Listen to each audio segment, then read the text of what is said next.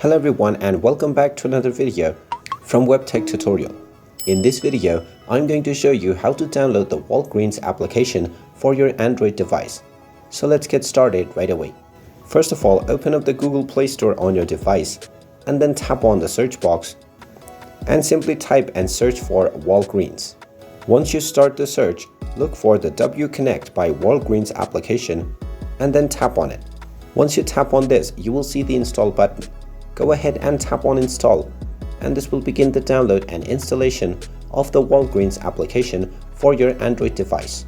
Just wait for a while until the installation is complete, and then when you see the open button, you can go ahead and tap on it to open up the Walgreens application. And now you can proceed with signing into your account or signing up to create a new account to start using Walgreens on your smartphone. And there you have it. That is how easy it is to download and install the Walgreens application on your Android device. If you find this video helpful, make sure you hit that like button and subscribe to our channel if you haven't done so already. Also ring that notification bell to never miss another update from us. Thank you for watching and I will see you again in the next video.